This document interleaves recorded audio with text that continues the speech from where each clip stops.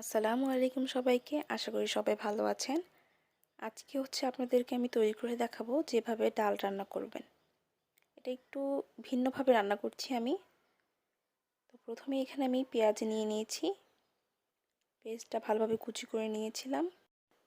মোটা করে কেটে নেওয়া আলু দিয়ে দিচ্ছি।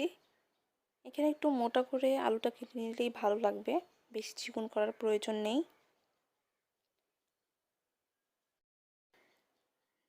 দিয়ে দেব ভালোভাবে ধুয়ে নেওয়া ডাল। এখানে আপনাদের পরিমাণ অনুযায়ী আপনারা ডালটা দিয়ে দিবেন।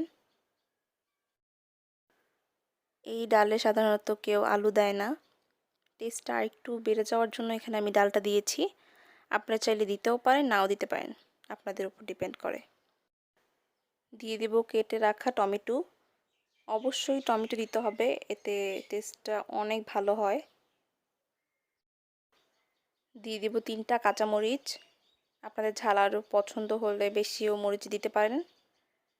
দিয়ে দিলাম টেস্ট অনুযায়ী লবণ, সামান্য পরিমাণের লাল মরিচের গুঁড়ো,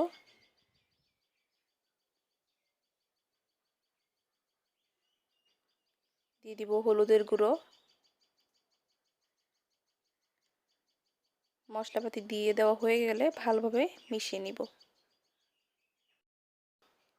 একটু সময় নিয়ে ভালোভাবে মিশিয়ে নিচ্ছিলাম আমি। আপনাদের প্রয়োজন অনুযায়ী প্রত্যেকটি উপকরণ আপনারা দিয়ে নেবেন।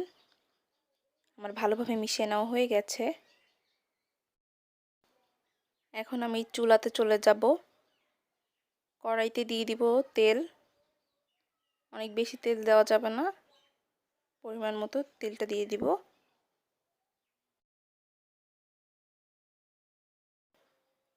তেলটা দিয়ে দেওয়া হয়ে গেলে সব উপকরণের সাথে মিশিয়ে রাখা ডালের মিশ্রণটি দিয়ে দিব। চুলার আঁচটা মিডিয়ামে রেখে এই কাজটি করে নিতে হবে। আপনারা চাইলে এখনও পানি দিয়ে দিতে পারেন, তবে কিছুক্ষণ যদি ভেজে নিয়ে পানিটা দেওয়া হয় তাহলে খেতে বেশি ভালো লাগবে। তো এখন আমি কিছুক্ষণ ভালোভাবে নেড়েচেড়ে একটু ভেজে নেব। চুলার আঁচটি মিডিয়ামে রেখেই একটু সময় নিয়ে কাজটি করতে হবে। আমি এখানে 5 মিনিটের মতো ভেজে নিয়েছিলাম। কিছুক্ষণ সময় নিয়ে এপাশ ওপাশ করে ভালোভাবে ভেজে নিচ্ছিলাম।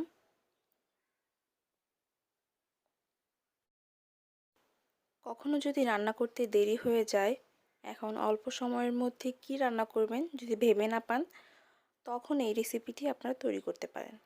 খুব সহজেই তৈরি হয়ে যাবে এবং খেতে ভীষণ মজা। আমার ডালটা ভালোভাবে ভেজে নেওয়া হয়ে গেছে। তো এখন আমি এখানে দিয়ে দিব পরিমাণ মতো পানি। এখানে আমি বেশি পাতলা ডাল করব না, হালকা ঘন ডাল করব, সেই জন্য আমি অনেক বেশি পানি দিইনি, মিডিয়াম পানি দিয়েছি এখানে আমি। এখন আমি ডালটা আবার একটু ভালোভাবে নেড়েচেড়ে মিশিয়ে নিচ্ছিলাম। অবশ্যই খেয়াল রাখবেন যাতে লবণটা ঠিক হয়, তাহলে কিন্তু ডালটা খেতে বেশি ভালো লাগবে। তো এখন আমি ঢাকনা দিয়ে ঢেকে রেখে দেব কিছুক্ষণের জন্য। কিছুক্ষণ পর ঢাকনাটা উঠিয়ে দেখুন অনেকটা ভালো সিদ্ধ হয়ে গেছে ডালটা। এখন আমি একটু ভালোভাবে নেড়েচেড়ে মিশিয়ে নিব। এখন ঢাকনা ছাড়া বেশ কিছুক্ষণ ভালোভাবে নেড়েচেড়ে মিশিয়ে নিতে হবে, আর আমাদের ডালটা রেডি হয়ে যাবে। যদি আজকের রেসিপি ভালো লাগে অবশ্যই like, comment, share, subscribe to my YouTube channel.